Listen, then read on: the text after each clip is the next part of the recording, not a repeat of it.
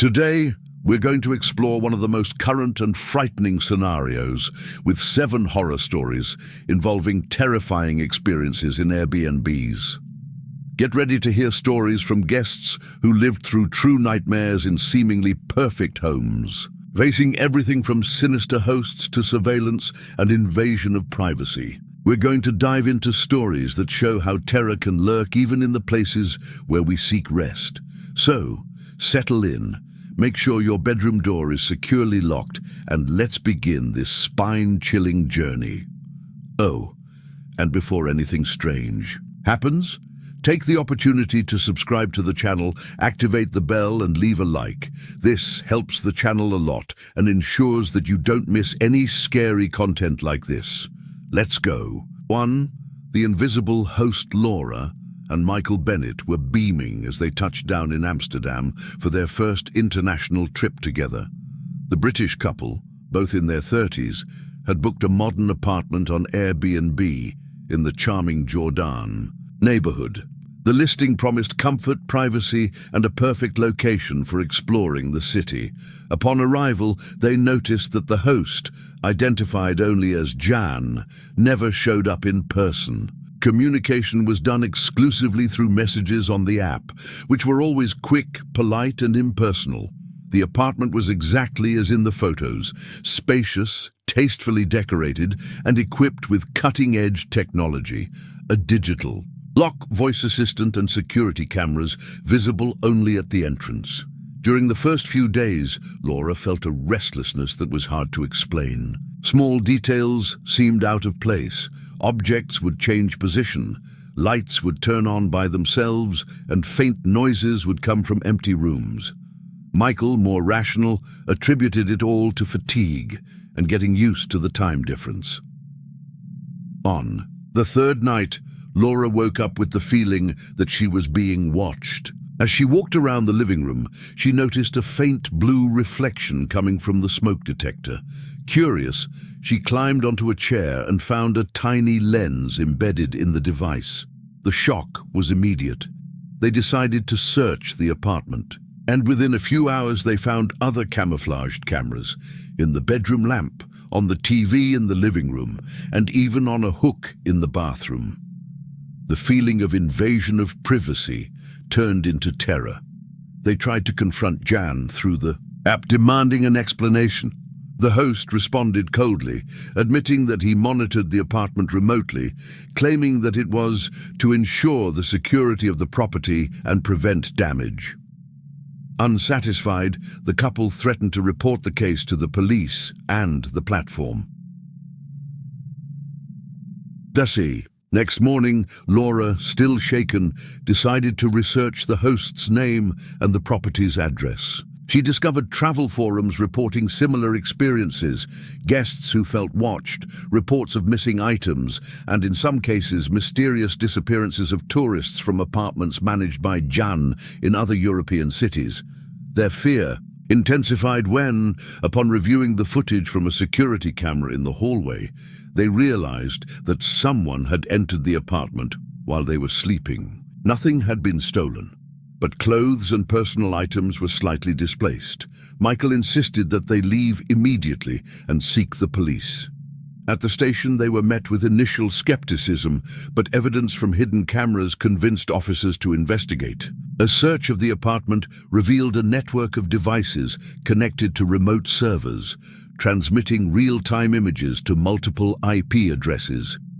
Dutch police, in cooperation with authorities from other countries, discovered that Jan was in fact Jan. Willem van Dijk, a 46-year-old Dutch former IT technician who is being investigated for invasion of privacy and is suspected of involvement in at least 7 disappearances of guests in Amsterdam, Berlin, and Prague.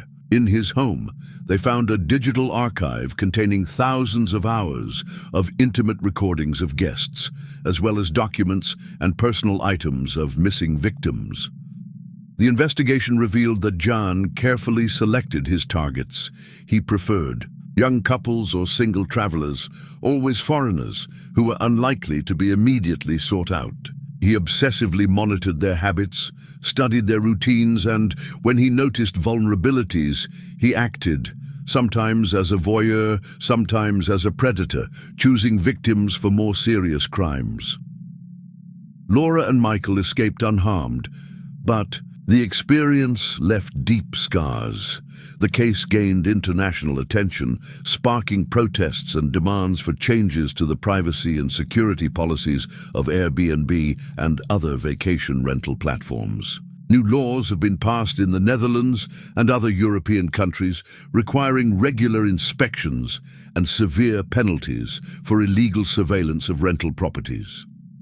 Today, Laura and Michael are involved in awareness campaigns about digital security and privacy in travel. They look for warning signs, hosts who avoid face-to-face contact, too much technology in properties, misplaced objects, and evasive answers to direct questions. The case of the invisible host has become a reference in debates about the hidden risks of the sharing economy.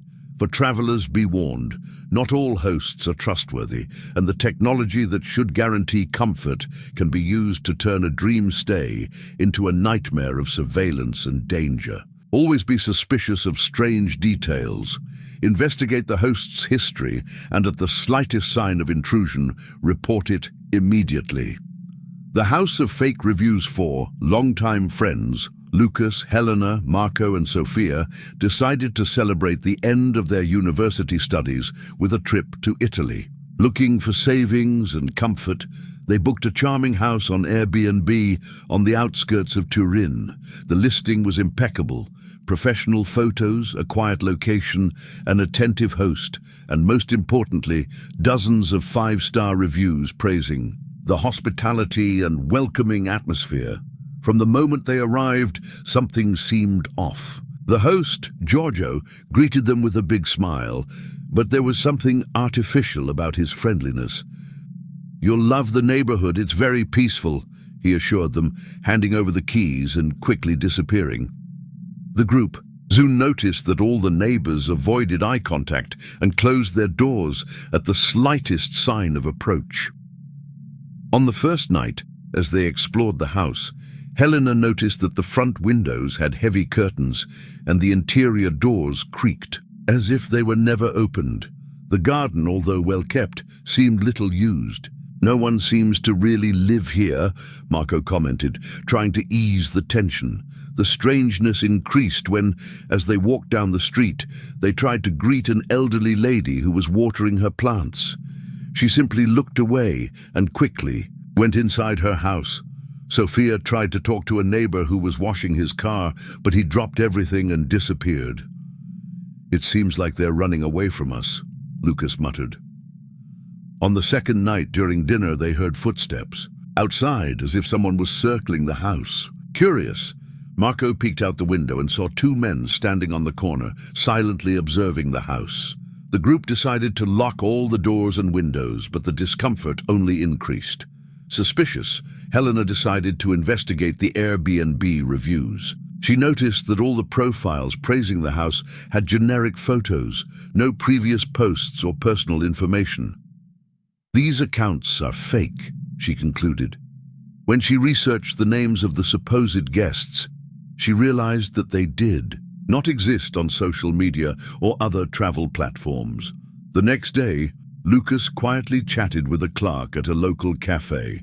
When he mentioned the address of the house, the woman turned pale and refused to answer. "Leave while you can," she whispered, before disappearing into the back of the establishment. Frightened, they decided to look for public records about the house. They discovered that, in the last 3 years, at least 6 groups of tourists had disappeared in the area, all staying at the same address. Police investigations always ran into a lack of evidence and witnesses.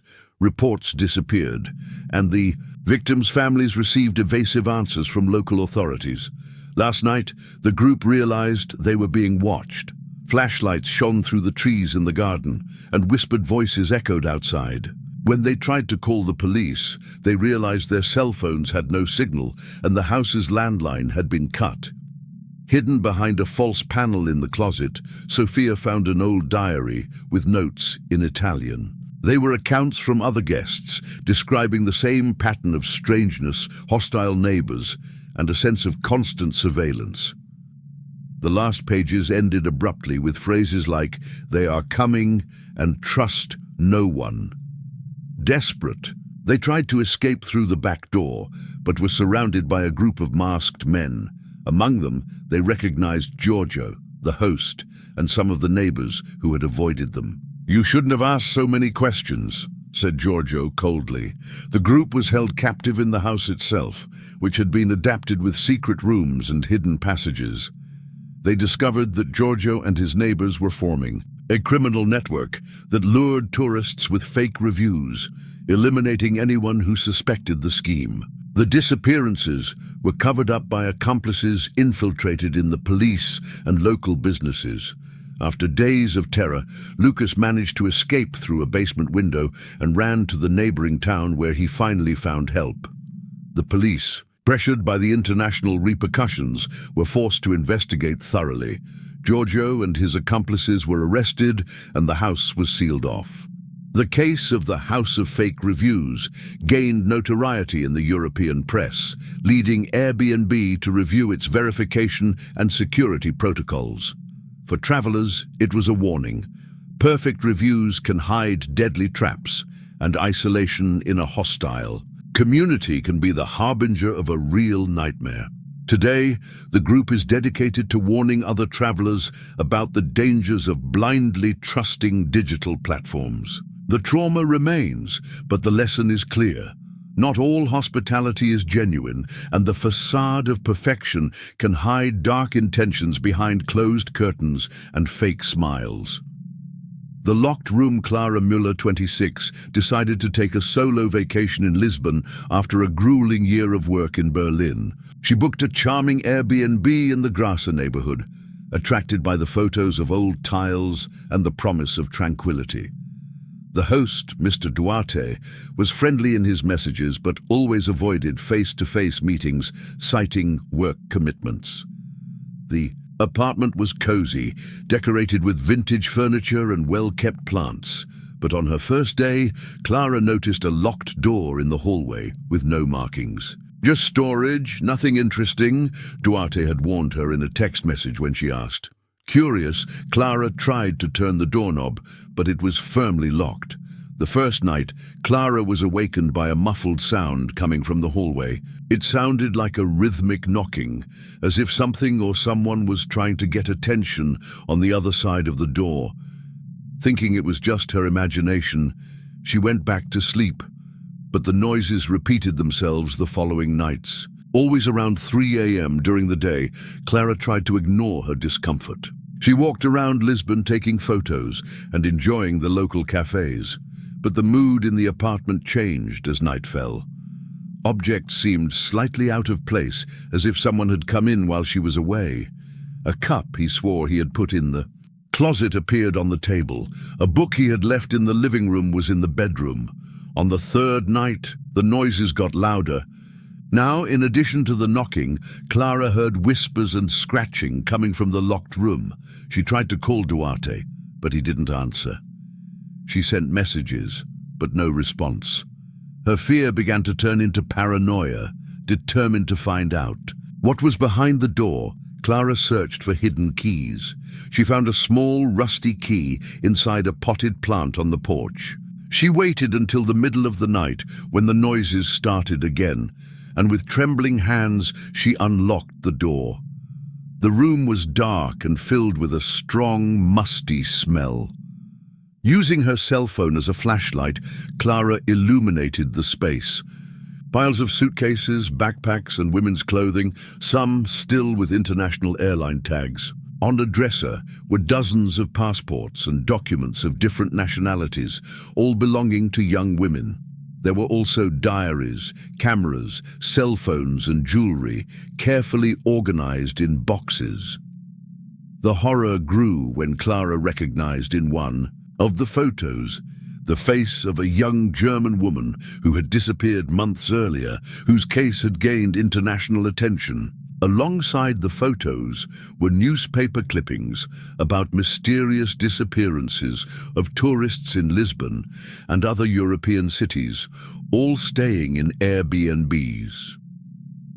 Clara understood that Mr. Duarte collected belongings from previous victims, women who had never returned home. The room was a macabre memorial, but also an archive of trophies.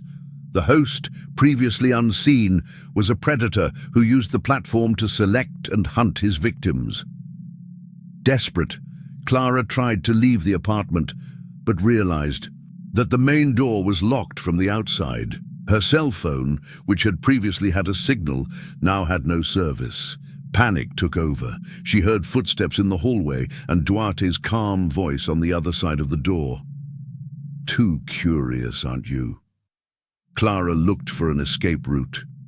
Through the window of the locked room, she saw that the apartment was on the second floor, but the fall was risky. Using sheets and clothes found in the room, she improvised a rope and managed to get down to the street, injuring herself slightly in the fall. He ran to a cafe open in the early hours of the morning and called for help. The police arrived minutes later, raided the apartment, and found the room exactly as Clara had described. Duarte had fled, but the investigation revealed that he had been linked to at least 5 disappearances of tourists in the past 3 years, all young women traveling alone. The case shocked Lisbon and gained international repercussion, leading Airbnb to review its security protocols and require more rigorous inspections of suspicious properties. Clara returned to Berlin, shaken but determined to warn other women about the hidden risks of seemingly safe accommodation. Today, she is involved in travel safety awareness campaigns and shares her story so that no one else has to face the terror of a locked room and an invisible host. Clara's case has become a reference in debates about digital security and the responsibility of rental platforms. For solo travelers, here's a warning: never ignore strange signs, always ask questions, and at the slightest sign of danger, seek help immediately. Hey guys, the Airbnb horror stories are still pretty scary, aren't they? If you're enjoying these suspenseful and tense stories, take a quick break, subscribe to the channel and leave a like. This really helps the channel grow and motivates me to keep bringing you more spine-chilling content. Now, let's get back to the next stories. There's still a lot of scary stuff ahead. The night check-in David Silva arrived at his Prague Airbnb shortly after midnight, exhausted from a delayed flight and a missed connection in Frankfurt.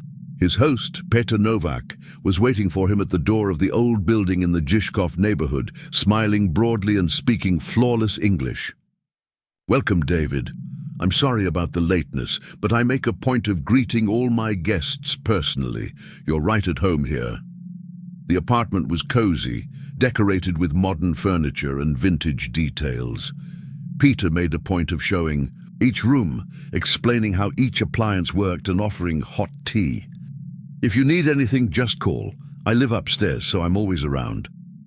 David found it strange that his host insisted on staying in the living room, asking about his life, work, family, and even his sleeping habits. The conversation went on for almost an hour until David, exhausted, asked permission to go to bed. The first night, David woke up with the feeling that someone was watching him. The clock read 3:17 a.m. The apartment was silent, but he swore he heard light footsteps in the hallway. When he got up to get a drink of water, he noticed that his suitcase, which he had left closed, was half open. He thought he had gotten confused, but the discomfort remained.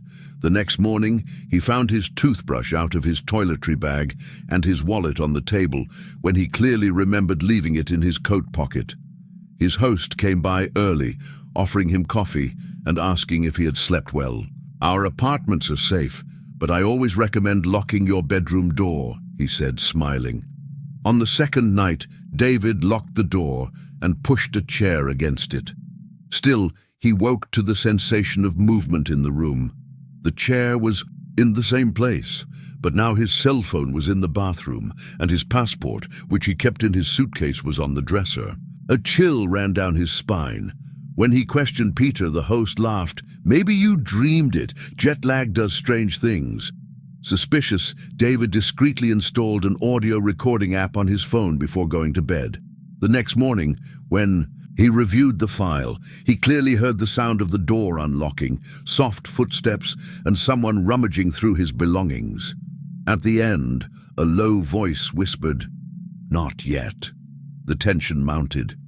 David realized that Peter knew details. He hadn't told him, like his sister's name and the hotel he'd stayed at in Paris the week before. "You travel a lot, don't you?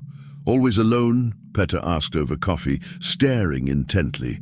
David decided to leave the apartment during the day and look for another place to stay, but he noticed that Peter was following him discreetly through the streets, always keeping his distance. When he returned to collect his luggage, he found the apartment door unlocked and all his personal belongings carefully arranged on the bed, as if they were part of an exhibition. On top of the pile was a note. "You passed the test. You're good to go." Terrified, David immediately left, heading straight to a police station. The police, initially skeptical, were convinced by the audio recordings and the detailed account. The investigation revealed that Peter Novak was a suspect in at least 4 disappearances of tourists over the past 2 years, all of whom had checked into his apartments overnight. Police found numerous personal items belonging to previous victims hidden in secret compartments in the building. Watches, jewelry, documents, and detailed notes about each guest's habits. Peter, it turned out, was selecting solitary victims, testing their psychological limits with small nighttime raids. Those who reacted predictably were let go. Those who showed panic or tried to confront him mysteriously disappeared. Peter treated each stay as an experiment, studying human fear and vulnerability.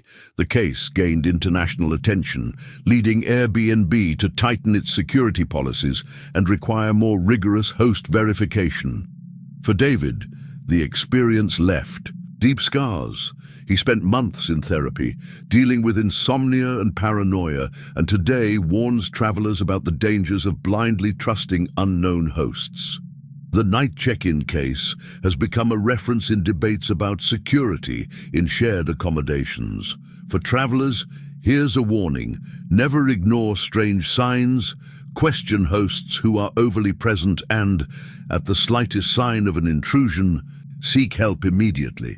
Not all friendly hosts are harmless. Some use hospitality as a front for psychological games and dark intentions.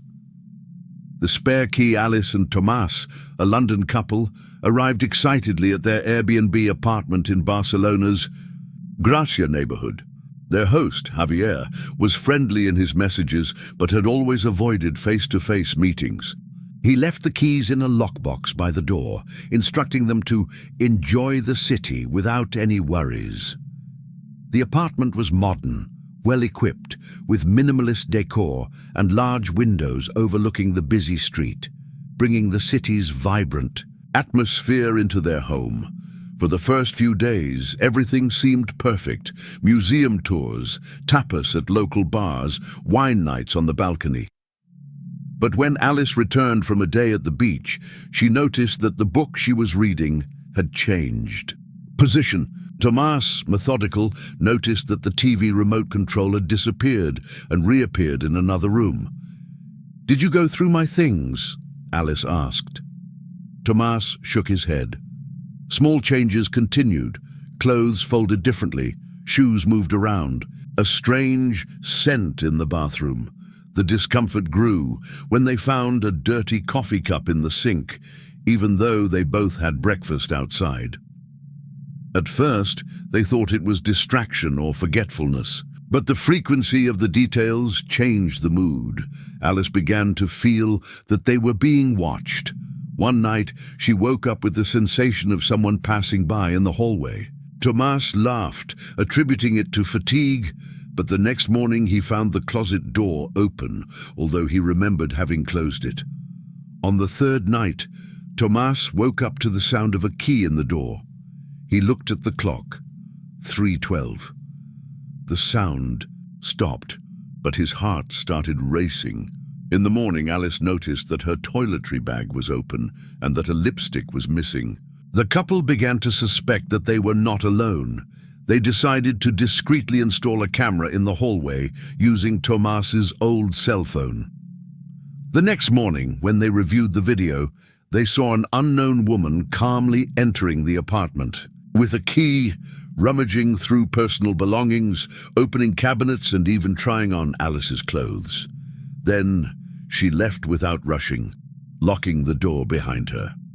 The shock was immediate. They tried to contact Javier, who responded evasively.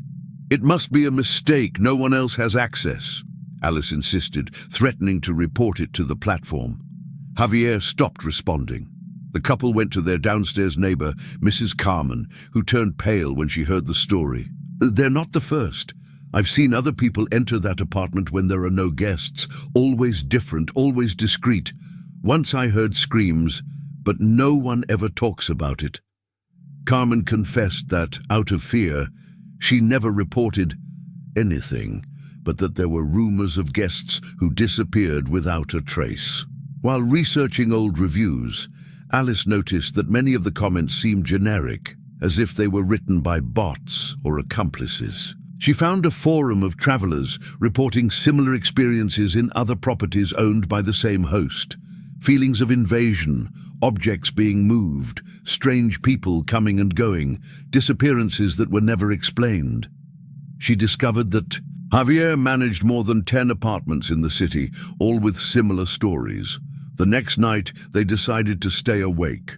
Around 3 in the morning, they heard the door unlock. A male figure entered, quickly searched the apartment, and upon noticing Alice and Tomas awake, fled. They called the police, who arrived quickly but did not find the intruder. During the investigation, they discovered that Javier distributed spare keys to a network of accomplices. People who watched the guests, studied their routines, and selected victims for theft, blackmail, and, in some cases, more serious crimes. Police found hidden cameras and detailed records of previous guests, including their schedules, habits, and vulnerabilities. In his statement, Javier claimed that it was common practice to have spare keys for maintenance, but he was unable to explain how so many different people had access. The case gained repercussion in the Spanish press, revealing a criminal network that used Airbnb as a front for organized crimes, thefts, extortion, and even disappearances. Traumatized, Alice and Tomas returned to London and spent months dealing with paranoia and insomnia. Alice developed anxiety, and Tomas changed all the locks in his house. The couple took a break from traveling for a while, and Alice began obsessively researching accommodation safety, creating a blog to warn other travelers. They received counseling and participated in interviews, helping to pressure rental platforms to tighten their security policies. The spare key case led Airbnb to review its security policies and require strict registration of key copies, as well as surprise inspections of suspicious properties. For tourists, the warning was, never assume that only you have access to the rental property. In shared environments, privacy can be an illusion, and danger can enter through the front door with a key that should never exist. Not every invasion is violent. Sometimes the predator uses silence, routine, and trust to turn a vacation getaway into a living nightmare. And in cities where anonymity is the rule, the spare key can be an invitation to the worst of nightmares. The Mirror Apartment. Helena Berger, a 31-year-old freelance journalist, arrived in Vienna for a work-and-play vacation. She booked a modern Airbnb in the Neubau neighborhood, attracted by the apartment's stylish photos and rave reviews about its privacy and comfort. As soon as she walked in, Helena noticed something unusual. There were too many mirrors. One in the living room, 2 in the bedroom, another in the hallway, and even a small oval mirror in the bathroom, in addition to the traditional one above the sink. At first, he thought it was just an aesthetic choice by the host, but the feeling of being watched grew stronger every day. When he got dressed, he noticed his reflection from every angle. When he went to bed, he saw his own face multiplied in the darkness. One night, walking down the hallway, he noticed a strange glow coming from the mirror, as if there was a very faint light behind the glass. Her concern grew when, while trying to adjust one of the mirrors in the room, she noticed that it was fixed in an unusual way, impossible to remove without tools. Curious and suspicious, Helena researched methods to identify fake mirrors and hidden cameras. She used the finger test, touching her fingernail to the glass and noticing the absence of space between her finger and the reflection, a classic sign of a two-way mirror. She tested all the mirrors and confirmed 3 of them were two-way. Frightened, she turned off the lights and used her cell phone's flashlight to look for lens flares. In the hallway mirror, a small blue dot reflected the light. In the bathroom, another similar dot. Helena realized she was being watched. She remembered reports she had read about guests being spied on in Airbnbs around the world, with cameras hidden in common objects, clocks, smoke detectors, sockets, and, especially, mirrors. She tried to access the apartment's Wi-Fi network, and using a device tracking app, found 3 unknown active connections, all identified as IP cam or hidden cam. Helena disconnected the router and in a panic called the local police. While she waited, she covered all the mirrors with towels and sheets and spent the night awake, feeling like her privacy was being invaded. Police arrived the next morning, and after a thorough inspection, found hidden microcameras behind mirrors and in other strategic locations throughout the apartment. There was a sophisticated live streaming system in place, with the footage being sent to remote servers. The officers explained that in recent months, Vienna had seen an increase in similar reports, with guests discovering hidden cameras in vacation rental properties. The investigation revealed that the host, a 39-year-old Austrian named Lucas Steiner, was part of an international voyeuristic network. He installed cameras in luxury apartments and sold access to the live streams to a select group of subscribers on underground forums. Police found thousands of hours of videos of guests in intimate situations, including showering, changing clothes, and moments of vulnerability. The case gained international attention when it was discovered that Lucas managed other apartments in cities such as Berlin, Prague, and Budapest, all equipped with similar systems. Airbnb, under pressure from complaints and the media, banned the host and collaborated with the investigation, but was criticized for not having effective mechanisms to detect systematic privacy violations. Helena, deeply shaken, sued the host and the platform. She discovered that she was not the only victim. Dozens of guests had reported similar experiences, but many of the complaints were suppressed by confidentiality agreements imposed by the company to avoid public scandal. The Austrian police arrested Lucas and other members of the network, but some of the videos had already been sold and distributed on international forums. The mirror apartment incident led to a wave of changes in vacation rental policies. Airbnb banned indoor cameras, tightened inspections, and required hosts to prove the absence of hidden devices. Travel guides began teaching methods for detecting fake cameras and mirrors, and travelers became more cautious when choosing accommodations. Helena, scarred by trauma, has become an activist for digital privacy and travel security. Today, she warns other travelers, never blindly trust unfamiliar environments, even if they seem perfect. If something seems off, too many mirrors, objects out of place, unusual lights, investigate. Your privacy may be being traded in real time to strangers on the other side of the world. The mirror apartment has become a symbol of a modern nightmare, the invasion of privacy in the name of profit and voyeurism, showing that in times of omnipresent technology, the real danger can be hidden behind a simple reflection. The isolated rural house Lucas Mariana, Andre, and Sophie had been friends since university, and after months of intense work in Paris, they decided to spend an extended holiday in a secluded country house in the Dordogne region. They searched on Airbnb for something authentic, away from it all, and found the perfect listing: a rustic mansion with a fireplace, a large garden, private trails, and, according to reviews, a haven of peace and absolute silence. The host, Monsieur Laurent, was friendly in his messages, always emphasizing the seclusion as a rare luxury. "Here, you will have nature all to yourselves," he wrote. The arrival was idyllic. The sun gilded the fields, red leaves fell in the garden, and the house looked like something out of a movie. Monsieur Laurent left the keys in a safe at the entrance, saying he could not receive them in person due to family commitments. The group settled in, toasted local wine, and planned hikes and game nights. The first few days went well. Walks in the woods, roaring log fires, starry nights, and long dinners on the porch.